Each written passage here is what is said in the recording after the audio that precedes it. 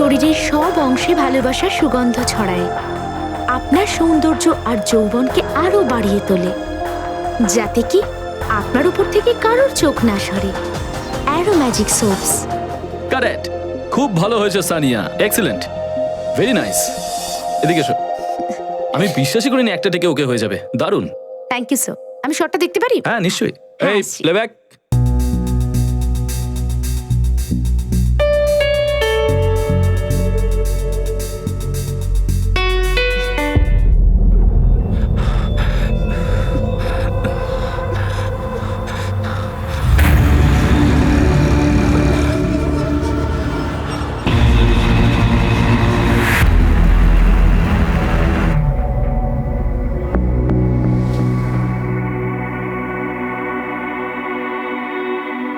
Surprise গিফটটা কেমন লাগলো? একদম অবাক করে দিলাম তো? এবার আমার সাথে সাথে তুমিও পপুলার হয়ে যাবে। হ্যাঁ, এতে আমার একটু বদনাম হবে ঠিকই, কিন্তু তোমার যে কি হবে তুমি সেটা নিয়ে ভাবো। যদি কাল সকালের মধ্যে তুমি পুলিশের কাছে কি সব সত্যি না বলো, তাহলে আমি এই ভিডিওটা আপলোড করে দেব।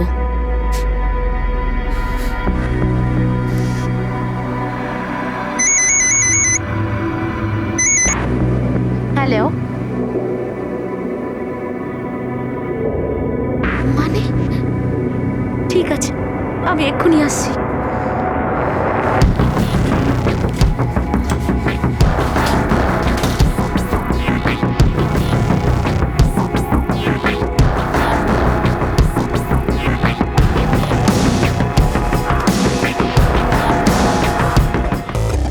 যে কোনো সময়, যে কোনো কারণে, যখন তখন, যেখানে সেখানে, You make me wild.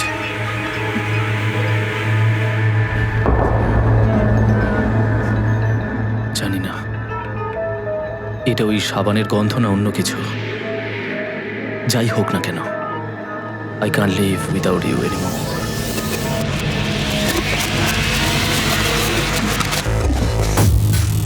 আমার আর একটু সময় চাই।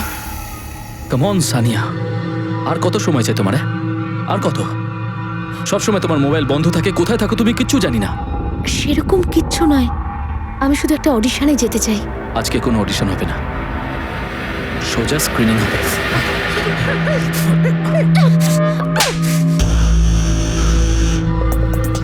আমি জানতাম না যে তুই এতটা ছোট লোক। আমি তো তোকে ভালোবেসে ফেলেছিলাম, কিন্তু এখন বুঝলাম তুইও অন্য পুরুষদের মতোই।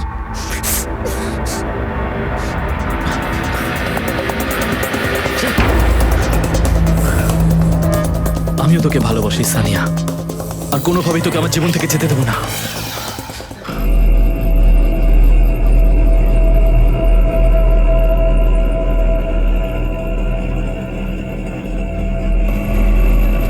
দাদা, এদিকে এদিকে এদিকে আগে, এই মোড়ে দাঁড় করান। হ্যাঁ হ্যাঁ হ্যাঁ, ব্যাস ব্যাস।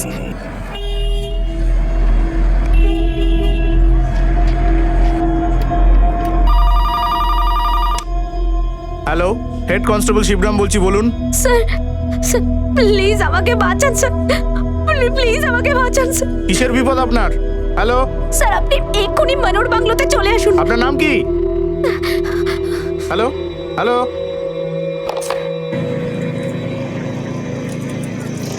দাদা চলুন।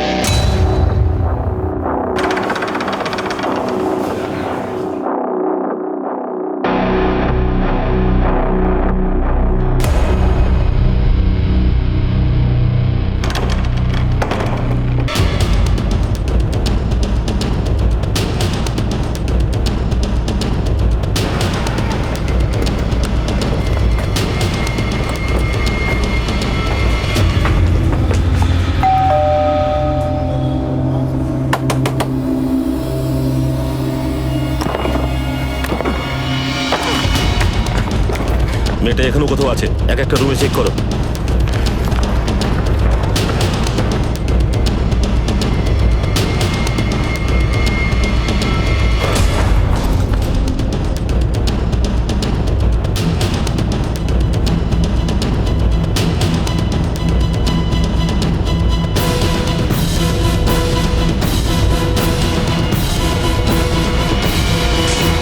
স্যার এখানে কেউ নেই। শিবরাম সেটা তো এই বাংলোর কথাই বলেছিল। এই বাংলোটার কথাই বলেছিল স্যার। স্যার আমি খুঁজে দেখছি যে ফোনটা কোথা থেকে হয়েছিল আর এই বাংলোটা কার নামে রয়েছে। Let's go.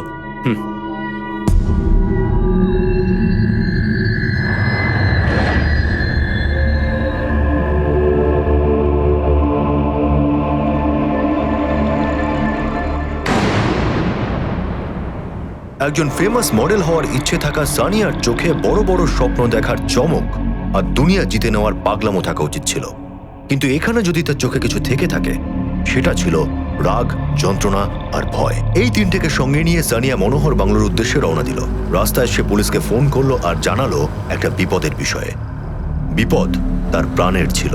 এই কেসে সানিয়ার ব্যক্তিত্ব যেন একটা রহস্যে মোড়া ছিল। এটা তো ঠিক যে সে লড়াই করছিল, কিন্তু তার জীবনের এই উথাল পাতালের কারণ তার কি প্রফেশনাল লাইফ ছিল না পার্সোনাল লাইফ, নাকি দুটোই? স্যার আমি জানতে পারলাম যে ওই মেয়েটা একটা পিসিও থেকে ফোন করেছিল। পাওয়ার মেয়েটা একটা পিসিও থেকে ফোন করেছিল, নিজের সেলফোন থেকে নয়। আচ্ছা, ওর সেলফোন কেউ ট্যাপ তো করছিল না? তারপর সে আমাদের মালারের মাঠ এলাকায় আসতে বলল, কিন্তু ব্যাপারটা কি? কিন্তু ওর জীবনে যদি সংশয় ছিল তাহলে ওখানে গেলই কেন? এটাতে ওর কোনো বাধ্যবাধকতা ছিল না তো? এই বাংলোর মালিকের খবর পেলে? এই বাংলোটা ধাবান গ্রুপস অফ কোম্পানির নামে রয়েছে। ওরা এটা গেস্ট হাউসের হিসেবে ব্যবহার করে।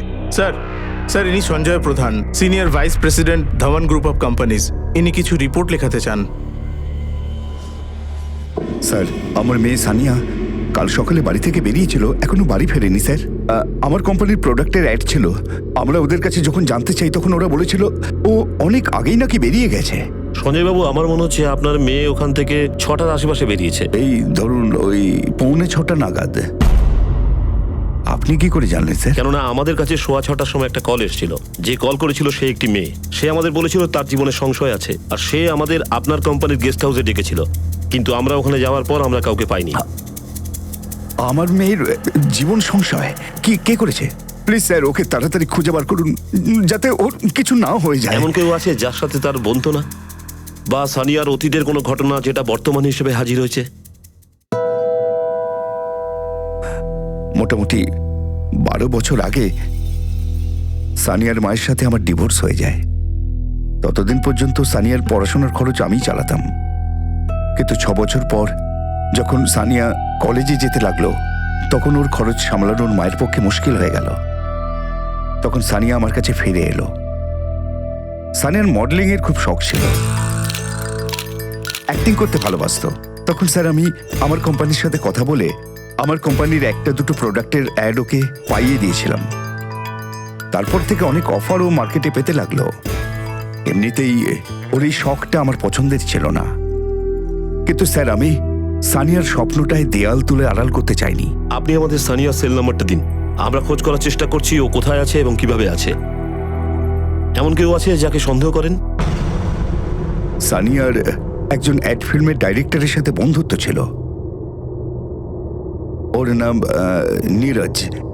নীরজ ঠক্কর। এটা সাধারণ বন্ধুত্ব ছিল না। আমি সানিয়াকে ওয়ার্ন করেছিলাম যে ওর থেকে একটু দূরে থাকো।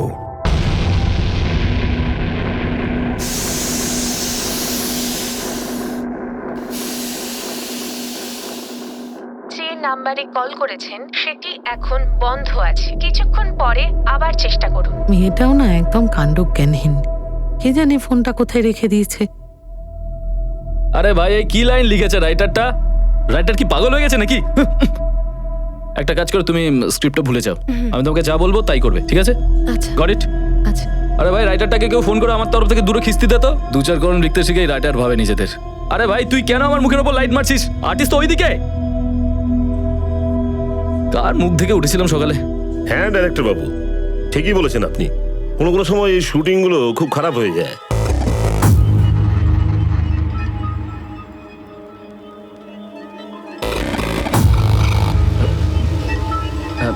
নিন না স্যার। ঠক্কর, আমি এখানে ঠান্ডা খেতে নয় কিছু গরম গরম প্রশ্ন করতে এসেছি। পরশু দিনের শুটিংয়ের পরে সানিয়া গায়েব, ব্যাপারটা কি? আমি যতদূর জেনেছি তুই ওর খুব ভালো বন্ধু, ওর ব্যাপারে অনেক কিছু জানিস হয়তো।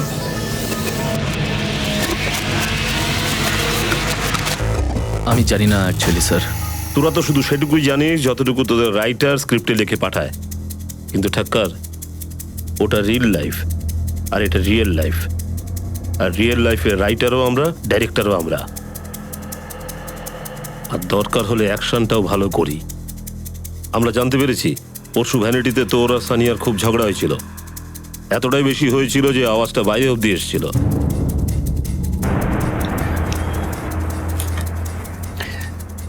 স্যার দেখুন, এটা সত্যি যে আমি আর সানি একে অপরকে পছন্দ করি, আর তার সাথে এটাও সত্যি যে আমাদের মধ্যে এখন একটু ঝামেলা চলছে। আই মিন, সানিয়া খুবই অদ্ভুত রকমের রিয়াক্ট করছে। টানা 3 দিন 4 দিন ধরে ফোন অফ করে রাখে, জানি না কোথায় চলে যায়। গত সপ্তাহেও 3 দিনের জন্য কোথায় একটা চলে গেছিল, আর ফোনটাও বন্ধ করে রেখেছিল। আর সেই জন্যই আমাদের ঝামেলা হয়েছিল। এতদিন ধরে তুমি কোথায় ছিলে সানিয়া? কোথায় ছিলে বলো? হোয়াটস রং উইথ ইউ? তোমার এটা নিয়ে কথা বলার কোনো দরকার নেই। হ্যাঁ, করেছি আমি ভুল, যে তোমার এই সৌন্দর্য দেখে আমি পাগল হয়ে গেছি। এরপর থেকে কোনো সুন্দর মুখ আর তার মন ভোলানো হাসির পেছনে কখনো ছুটো না প্লিজ, কারণ সুন্দর হাসির পেছনে অনেক রহস্য লুকিয়ে থাকে। দেখ ঠক্কর, যদি আমার মনে একটু সন্দেহ হয় না যে সানিয়ার গায়েব হওয়ার সিনটা তুই লিখেছিস, তাহলে মনে রাখিস আমার ব্যাকআপ বলতেও দেরি হবে না।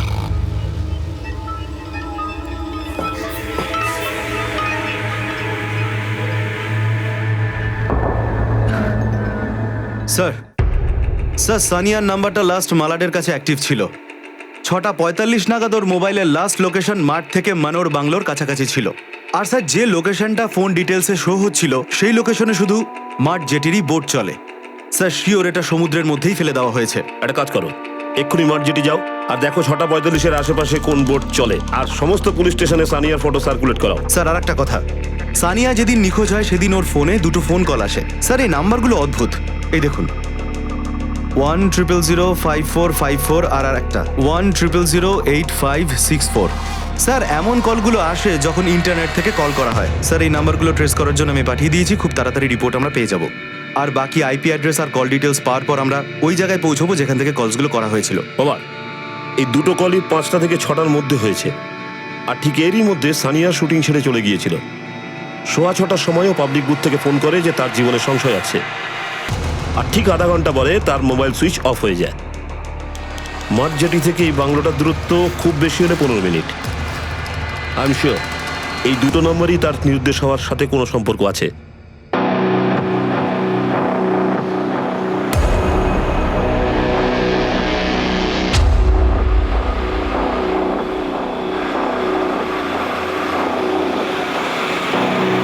স্যার আমাদের টেকনিক্যাল টিম ওই নাম্বারটাকে ট্রেস করার চেষ্টা করছে, কিন্তু মনে হয় এটা কোনো সাইবার এক্সপার্টের কাজ। সেই নাম্বারটাকে অনেক আইপি অ্যাড্রেস দিয়ে বাউন্স করা হয়েছে, তাই সেই নাম্বারটাকে ট্রেস করা খুব মুশকিল। ঠিক আছে, পাওয়ার ঠক্করেরও কল রেকর্ড চেক করো। ঠক্কর আর সানিয়ার অ্যাফেয়ার চলছে, হতে পারে এদের মধ্যে কিছু হয়েছে। আর মার্জিটির কিছু খবর পেলে?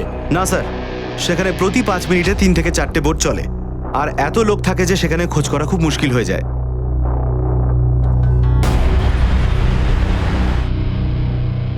ইন্সপেক্টর, আমি সত্যিই অবাক যে সানিয়া আমাদের কোম্পানির গেস্ট হাউসের নাম করেছে। দেখুন, আমাদের কোম্পানিতে রোজই মিটিং হয়ে থাকে, আর আমাদের অনেক ক্লায়েন্ট মুম্বাইয়ের বাইরে থেকে আসে। তাই ওনাদের থাকার জন্যই আমরা অনেকগুলো বাংলো কিনে রাখি, যা কোম্পানির নামেই আছে, আর যা শুধুমাত্র কোম্পানির জন্যই ব্যবহার করা হয়। যে বাংলোর ব্যাপারে আপনারা বলছেন সেটা একটু দূরে, সেই কারণে আমরা আমাদের অতিথিদের ওখানে একটু কমই পাঠাই। সানিয়া, ওনার মেয়েও আর আমাদের বেশ কিছু প্রোডাক্টের অ্যাম্বাসেডর, তাই জন্য আমরা ওই বাংলোটা সানিয়াকে অ্যালাউ করি। ও প্রায়শই ওখানে যায় আর ওর বন্ধুদের সঙ্গে পার্টিও করে। সানিয়া শুধু ওরই নয়, আমারও মেয়েরই মতো। আমি চাই আপনারা ওকে তাড়াতাড়ি খুঁজুন।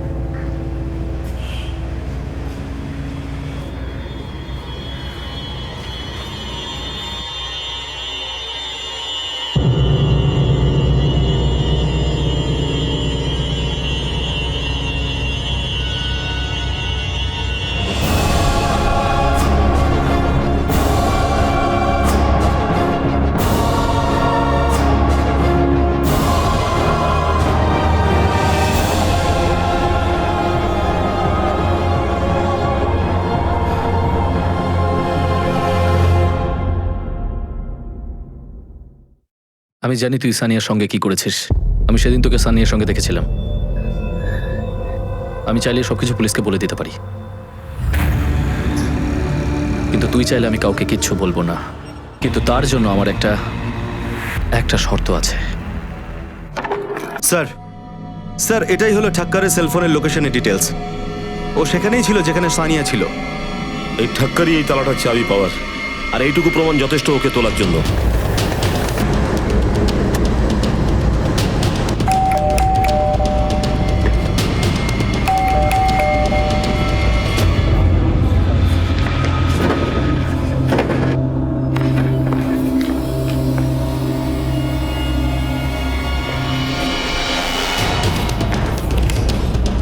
মেয়েটা এখনো কোথাও আছে, এক একটা রুমে চেক করো। শিবরাম, এদিকটা দেখো। স্যার,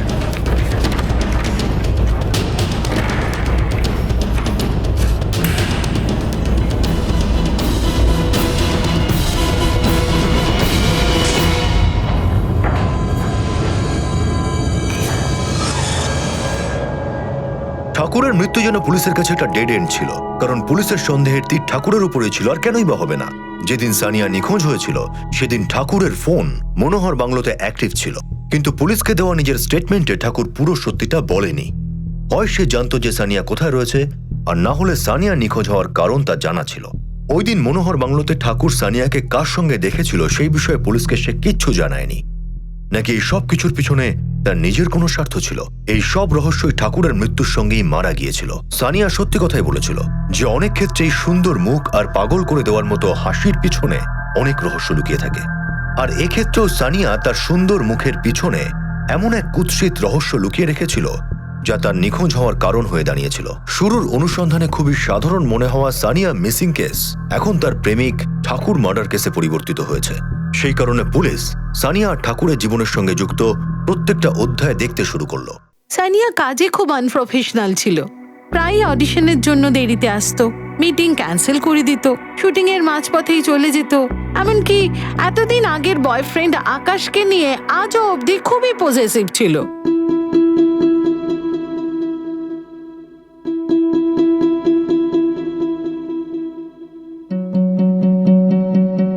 সরো এখান থেকে। কি হচ্ছে এসব? হ্যাঁ, হচ্ছেটা কি এখানে? হ্যাঁ, ও সানিয়া, তোমাকে কেমন করেছে? সানিয়া, কেমন আমি তোমার করেছে সঙ্গে তোমাকে? সানিয়া, আমি পরে কথা বলছি। তোমার সাথে আমার কিছু কথা আছে। সানিয়া, আর তুমি ওকে ছুঁচ্ছ কেন? ওর গায়ে হচ্ছে নাকি? অ্যাকচুয়ালি আকাশ আর সানিয়া একে অপরকে কলেজ থেকে চিনত। ও সানিয়ার এক্স বয়ফ্রেন্ড ছিল। এই সানিয়ার এক্স বয়ফ্রেন্ড আকাশের নাম্বার আছে আপনার কাছে? আগে হ্যাঁ। স্যার, ঠাক্কারের পোস্টমর্টম রিপোর্ট চলে এসেছে।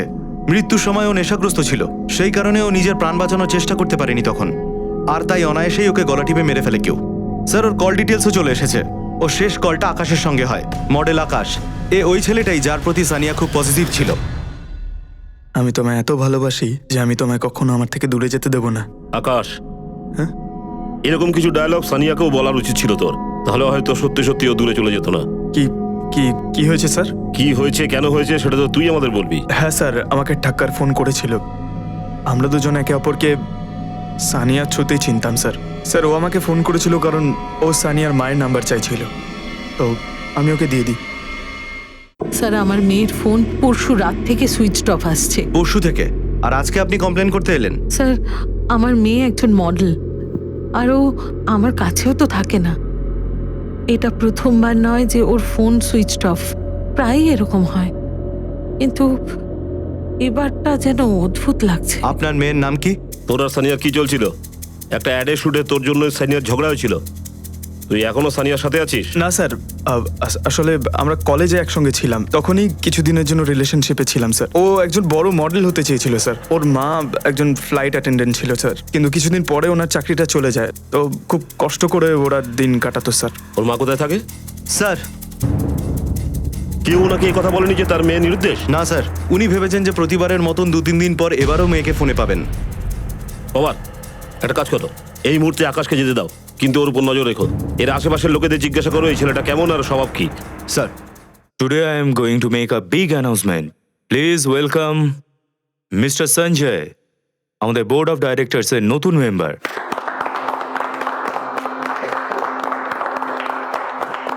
সঞ্জয়, তোমার এই পদটা তোমার দক্ষতা এবং পরিশ্রমের জন্যই পেয়েছো। তুমি খুশি তো? যার মেয়ে কয়েকদিন ধরে নিখোঁজ, সে এই অবস্থায় কি করে খুশি থাকতে পারে?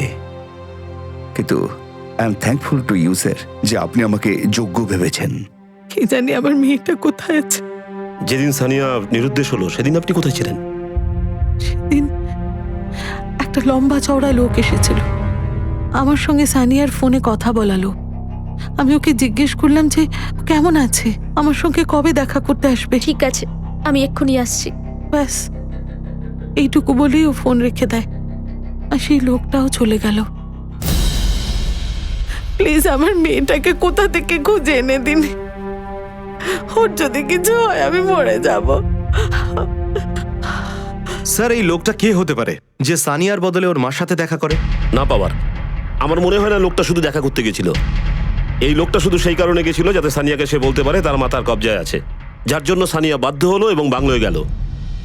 আমার মনে হচ্ছে সঞ্জয় বাবুর সঙ্গে একবার দেখা করে এই আকাশ আর রহস্যময় লোকটার ব্যাপারে খোঁজ নেওয়া উচিত।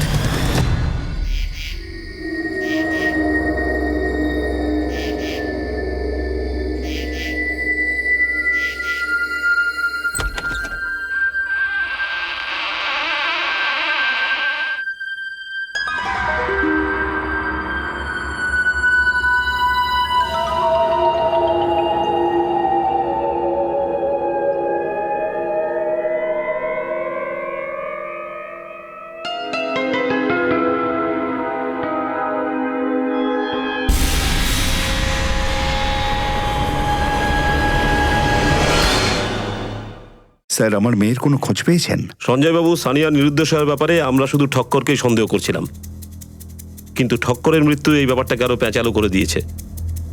আমরা এই কেসটায় আপনার পরিবার, আপনার বাবা মার সঙ্গে কথা বলতে পারি? হ্যাঁ, অবশ্যই। আমি সবাইকে ডেকে আনছি স্যার। নমস্কার, বলুন কি জানতে চাইছেন?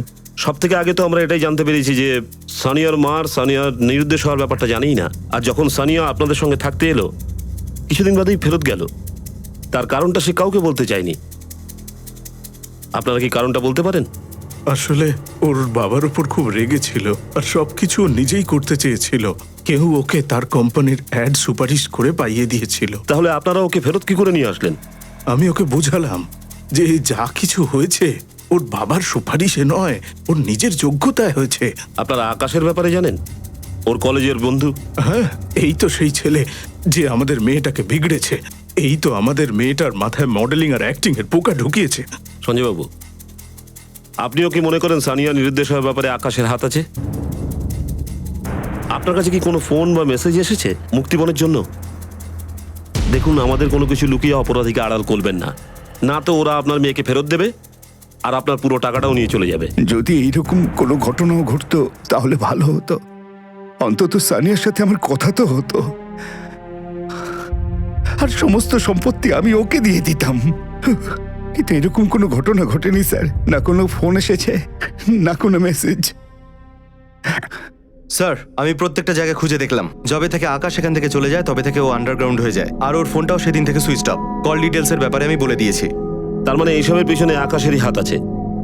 স্ট্রাগলিং অ্যাক্টর, কেরিয়ারটা খুব ভালো চলছে না, আর এই অ্যাক্টরদের খরচ অনেক হয়। তাহলে এই খরচগুলো পূরণ করার জন্য সানিয়াকে ও কিডন্যাপ তো করেনি, আর আমাদের জিজ্ঞাসাবাদের পরে ও আরো ভয় পেয়ে গেছে হয়তো।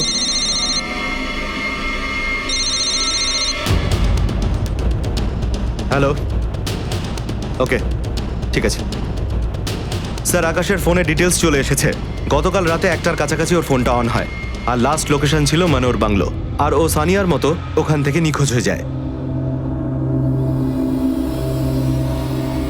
স্বামী স্ত্রীর মধ্যে যতই মনোমালিন্য হোক না কেন, কিন্তু সন্তানের একটু দুঃখ দূরে সরে থাকা মা বাবাকেও একে অপরের সামনে এনে দাঁড় করিয়ে দেয়। কিন্তু এখানে তো সঞ্জয় সুচিত্রাকে সানিয়ার নিখোঁজ হওয়ার খবর পর্যন্ত জানতে দেয়নি।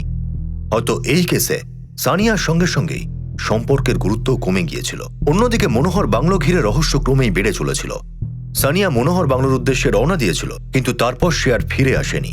ঠাকুর মনোহর বাংলোতে যায় আর সেখানে সানিয়াকে কারোর সঙ্গে দেখে, আর তার মৃত্যুর সঙ্গেই মনোহর বাংলোর রহস্য ওখানেই শেষ হয়ে যায়। সানিয়ার প্রাক্তন প্রেমিক আকাশও মনোহর বাংলোর অন্ধকার দেওয়ালের পিছনে গিয়ে দাঁড়ায়, আর তার সঙ্গেও একটা ঘটনা ঘটে, হয়তো সেটা প্রাণঘাতী ঘটনা।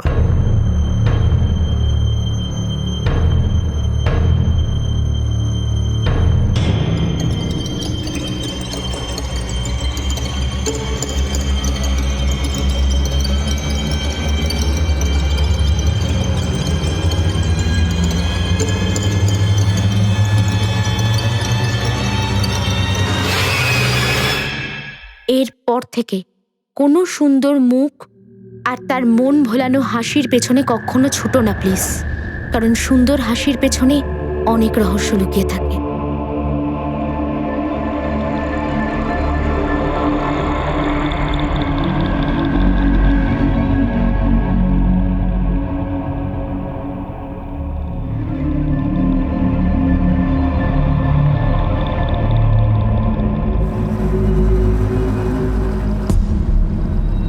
বাবার, স্যার, বাবার হাত লাগাও, সরাও এই পেন্টিংটাকে।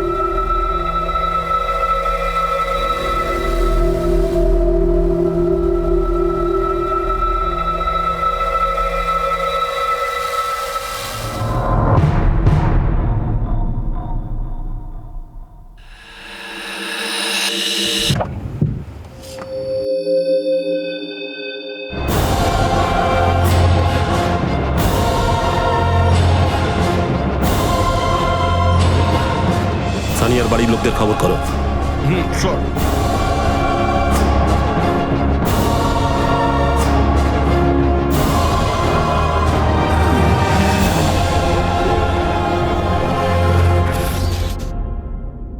ইন্সপেক্টর, আমি মনোর বাংলোর ব্যাপারে জানতে পেরেছি, জেনে খুব কষ্ট হয়েছে। রজতবাবু, আমরা আপনার কোম্পানির ওই লোকেদের আইডিটা চাই যাদের ওই বাংলোটা ব্যবহার করার অনুমতি আছে। শিওর, আমি এখনই অ্যারেঞ্জ করে দিচ্ছি। রজতবাবু, ওই বাংলোয় আপনার একটা বড় ইন্টারেস্টিং ছবি দেখেছি। ওই ছবিটাকে দেখে মনে হচ্ছে যে সেটা আপনার কোম্পানির কোনো পার্টির ছবি, কিন্তু ওই ছবিটা ইন্ডিয়াতে নয়। সে সময় সানিয়া আপনার সাথে কি করছিল? প্যারিসের ছবি হবে। দেখুন, আমাদের প্রোডাক্টটা প্যারিসেও লঞ্চ হওয়ার কথা ছিল, আর আপনারা জানেনই তো যে সানিয়া আমাদের প্রোডাক্টের অ্যাম্বাসেডার, তাই ওখানে ওর থাকাটা জরুরি ছিল। কিন্তু শুধু সানিয়া কেন, ওখানে তো আমাদের কোম্পানির আরও অনেক লোক ছিল যারা ওই প্রোডাক্টের সঙ্গে যুক্ত ছিল। ঠিক আছে রজতবাবু, হয়তো আমাদের সাক্ষাৎ আবার হবে। নিশ্চয়।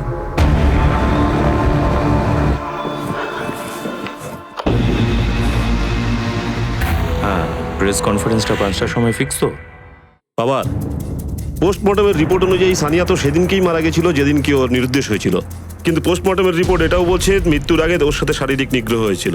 খুব তাড়াতাড়ি আমরা সেই ব্যক্তির ডিএনএ রিপোর্টও পাবো যার সাথে সানিয়া এই সম্পর্কটা করেছিল। ওই আকাশকে কেউ প্রথমে মাথায় আঘাত করে, এই আঘাতটা হঠাৎই হয়েছে, কিন্তু খুনি কনফার্ম করার জন্য তার গলা টিপে ধরে তাকে মেরে ফেলে। স্যার, সানিয়া অনেক সময় নিখোঁজ হয়ে যেত। ঠাক্কার ওর বয়ফ্রেন্ড ছিল, আর ওর মোবাইলে ইন্টারনেট থেকে ফোন কলও হতো। আর কোনো সন্দেহভাজন ওর মার সাথে দেখা করে কথা বলে। স্যার, হতে পারে যে সানিয়ার সাথে কেউ ব্ল্যাকমেল করছে আর ব্যবহার করছে ওকে। আর মনে হয় সেই সন্দেহভাজন ওর মার সাথে দেখা করতে আসে। যদি আমরা স্যার এই কেস রিলেটেড প্রত্যেকটা ফটো ওর মাকে দেখাই, তাহলে এই সন্দেহের ফটো থেকে ওর মা কাউকে চিনে ফেলতে পারে।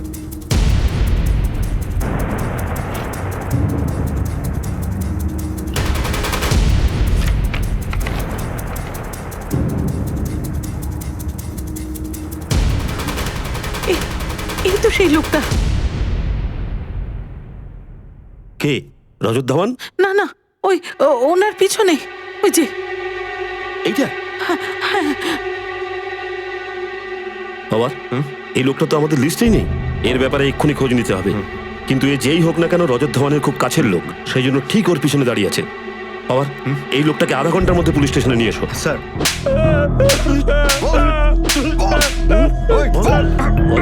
বলছি স্যার, আমাকে বস যেতে বলেছিল ওখানে, আমি নিজে থেকে যাইনি স্যার। ইন্সপেক্টর, আপনি ভুল লোকের উপর সন্দেহ করছেন। আমি সানিয়ার খুন করিনি খুন। সুশান্ত আমাদের কাস্টাডিতে আছে, আর সে নিজের মুখটা খুলে ফেলেছে। শুধু এই নয় রজত ধাওয়ান, আমরা তোমাকে সেই দিনকেই সন্দেহের তালিকায় ফেলেছিলাম যেদিনকে সানিয়ার সঙ্গে তোমার ছবি বাংলোয় পেয়েছিলাম। সমস্ত ছবির মধ্যে তুমি সানিয়ার সাথে আছো। তখন আমরা সানিয়ার কল রেকর্ডস আর তোমার ফরেন ট্রিপের কল রেকর্ডস ভেরিফাই করলাম, যেখানে আমরা খোঁজ পেলাম শুধু ওর ফটোগ্রাফে নয়, সমস্ত ট্রিপে, সমস্ত পার্টিতে, সমস্ত রুমে ওর সাথে ছিলে। ওই হোটেলের সিসিটিভি ফুটেজও আছে আমাদের কাছে, যেখানে তোমরা একসাথে ছিলে। এটা সত্যি যে আমি আর সানিয়া হোটেলের রুমে একসাথেই থাকতাম। ওর আর আমার মধ্যে শারীরিক সম্পর্কও ছিল, কিন্তু সানিয়ার খুন আমি করিনি। তাহলে কে করেছে ওর খুন? কে করেছে? মা, বাবা, তাড়াতাড়ি করো, রাত হয়ে যাচ্ছে। মথুরার ট্রেন ফেল করবো আমরা। মথুরা যাওয়ার কোনো দরকার নেই সঞ্জয় বাবু। আমরা সেখানেই তোকে নিয়ে যাব যেখানে শ্রীকৃষ্ণের জন্ম হয়েছিল।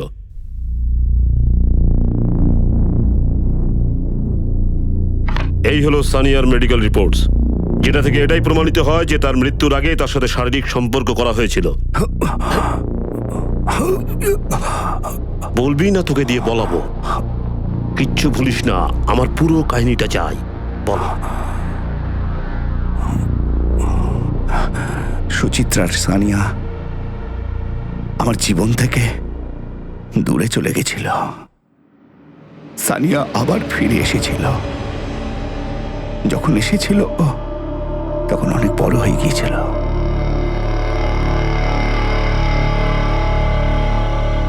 আমার সুচিত্রার উপর ঘৃণা ছিল। ওরই কারণে আমি মদ খেতে শুরু করেছিলাম। যখন সানিয়া আমার সঙ্গে ছিল, সেই নেশার ঘরে আমি সানিয়াকে সুচিত্রা ভাবতে শুরু করি। একদিন যখন আমি বাড়ি ফিরি তখন সানিয়া আমার কাছে এলো। সেদিন ও মডেলিং এর জন্য পোর্টফোলিও বানিয়েছিল। ও আমাকে ওর ফটো দেখাচ্ছিল। ওই দিন আমি খুবই নেশা করে ফিরেছিলাম। আর তারপর জানি না কি হলো, আমি এতদিন ধরে সুচিত্রাকে না পাওয়ার জ্বালা সানিয়াকে নিয়ে মেটালাম। সেই দিন থেকে এই ঘটনা চলতেই থাকলো। 3 মাস ধরে আমি সানিয়াকে নিজের মেয়ে নয়, শুধু বউ হিসেবে দেখেছিলাম। সানিয়াও সবকিছু চুপচাপ মেনে নিয়েছিল, কারণ আমি ওকে টাকা দিতে লাগলাম। আর যেটা ওর প্রয়োজন ছিল বাঁচার জন্যে, ওর সব থেকে বেশি প্রয়োজন ছিল ওর মায়ের, সুচিত্রার। তারপর একদিন সানিয়া আমার বাড়ি ছেড়ে চলে গেল। যাবার সময় আমি ওকে হুমকি দিয়েছিলাম, আমাদের মধ্যে যা কিছু হয়েছে সে কথাগুলো যদি কারোর কাছে বলে তাহলে আমি প্রাণে মেরে ফেলবো। তারপর আমার বাবা সুচিত্রার বাড়িতে গেল ওকে ফিরিয়ে আনতে। বাবা আমার সাথে সেই সব কিছু করেছে যেটা আমি তোমাকে বলতেও পারবো না। প্রত্যেকটা দিনের রাতে আমাকে ব্যবহার করেছে। সঞ্জয় যা তোমার সাথে করেছে সেটা ওর প্রয়োজন ছিল, আর তোমার ওকে প্রয়োজন। ও কিচ্ছু ভুল করেনি, আমি ওর প্রয়োজনটা বুঝি। দাদু, তুমি এটা কি করছো? তুমিও দেখো, তোমার মায়ের রোগটা অনেক বড়, খরচা বেড়েছে, আর এগুলো তোমার উপর নির্ভরশীল। আর আমি জানি তুমি এগুলোকে খুব ভালো করে হ্যান্ডেল করতে পারবে, আর তা না হলে নিজের মাকেই তিলে তিলে মরতে দেখতে হবে।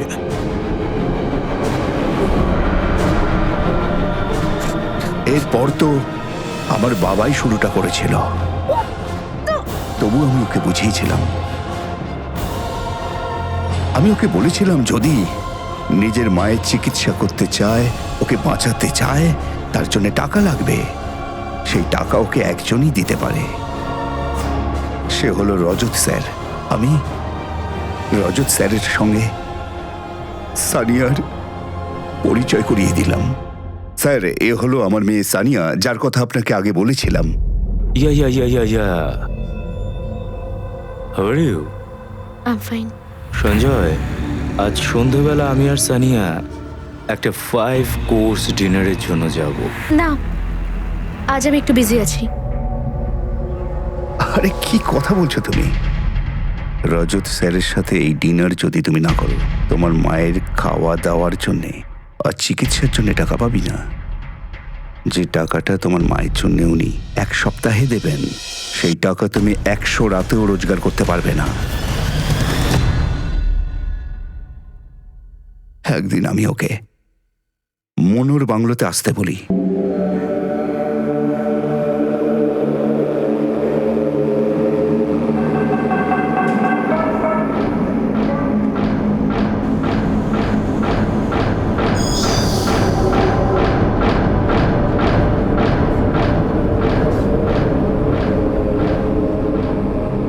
সেখানে আমি আমার কামনা মেটাই। তারপর সেখানে রজত স্যারও নিজের কাজ করেন। এরকম কি হয়েছিল যে সানিয়াকে একেবারে মেরে ফেললি? সানিয়া তো ওর আর রজত স্যারের একটা এমএমএস ক্লিপ বানিয়েছিল, যেটা দিয়ে ও রজত স্যারকে ব্ল্যাকমেল করত। সারপ্রাইজ গিফট কেমন লাগলো? একেবারে অবাক হয়ে গেলে তো? এবার আমার সাথে সাথে তুমিও পপুলার হয়ে যাবে। হ্যাঁ, এর থেকে আমার একটু বদনাম হবে, কিন্তু তোমার যে কি হবে সেটা তুমি ভাবো। যদি কাল সকালের মধ্যে তুমি পুলিশের কাছে গিয়ে সব সত্যি না বলো, তাহলে আমি এই ভিডিওটাকে আপলোড করে দেব। তারপর রজত স্যার আমাকে একটা অফার দেয়, বোর্ড অফ ডাইরেক্টরের একটা পদ, অথবা সানিয়া। আমি পদ বেঁচেছিলাম। রজত স্যারের বডিগার্ড সুশান্ত সুচিত্রার বাড়ি যায়। ওখানে গিয়েও সুচিত্রার সঙ্গে আর সানিয়ার সঙ্গে ফোনে কথা বলায়। সুশান্ত সানিয়াকে হুমকি দেয় আর মনোর বাংলোতে আসতে বলে।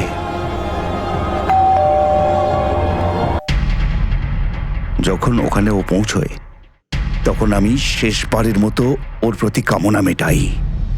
তারপর আমি সানিয়াকে মেরে ফেলি। তারপর সানিয়ার মোবাইল ফোনটা আমি গভীর জলে ফেলে দিই। ঠাক্কর আর আকাশকে কেন মারলি? ঠক্করকে মেরেছিলাম কারণ ও সবকিছু দেখে ফেলার পর আমাকে। আমি সেদিন তোকে সানিয়ার সাথে দেখেছিলাম। আমি চাইলে সবকিছু পুলিশকে বলে দিতে পারি, কিন্তু যদি তুই চাস তাহলে কাউকে কিচ্ছু বলবো না।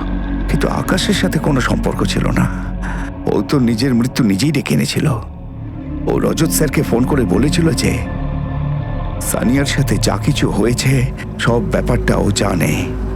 কিন্তু যখন সানিয়া উধাও হলো, তখন আকাশ লোভী হয়ে পড়ে। ও নিজের মুখ বন্ধ করার জন্য রজত স্যারের কাছে 10 কোটি টাকা ডিমান্ড করতে থাকে।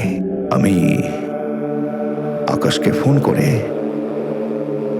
মনোর বাংলোতে ডেকে আনি।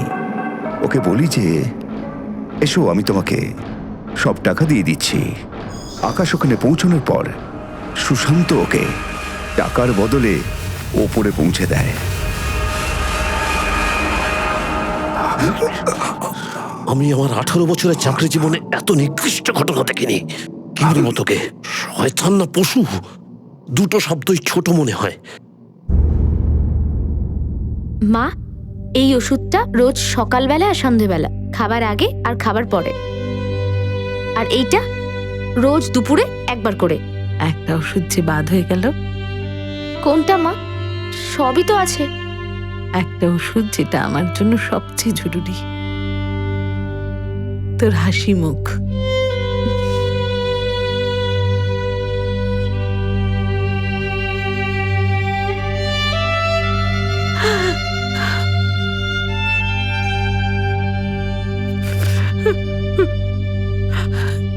যখন সম্পর্কের মধ্যে লালসা আর কামনার জন্ম নেয়, তখন আত্মার মৃত্যু আগে আর শরীরের মৃত্যু পরে হয়। এই কেসেও সানিয়ার মৃত্যু সেদিনই হয়ে গিয়েছিল যেদিন সঞ্জয় তাকে তার লালসার শিকার বানিয়েছিল, আর তারপর সেই সব কিছু তাকে তার বসের সঙ্গেও করতে বাধ্য করেছিল। পুলিশ রজত ধবনকে আইপিসির ধারা 376D আর সঞ্জয় প্রধানকে 376 ধারায় ধর্ষণের অভিযোগে আর দুজনকেই আইপিসি 302 ধারা অনুযায়ী খুনের অভিযোগে গ্রেফতার করেছে। আর সেই সঙ্গেই পুলিশ রজত ধবনের বডিগার্ড সুশান্তের বিরুদ্ধেও আইপিসি 302 ধারা অনুযায়ী হত্যার অভিযোগ এনেছে। এখন আমি অনুষ্ঠানে আপনাদের কাছ থেকে বিদায় নিচ্ছি। আবার দেখা হবে পরবর্তী এপিসোডে আরও একটা চমকে দেওয়ার মতো ঘটনা নিয়ে। ততক্ষণ নিজের আর নিজের পরিবারের খেয়াল রাখুন আর দেখতে থাকুন ক্রাইম পেট্রোল ডায়াল 100। শিক্ষা একজনের, জ্ঞান আমাদের সবার। জয় হিন্দ।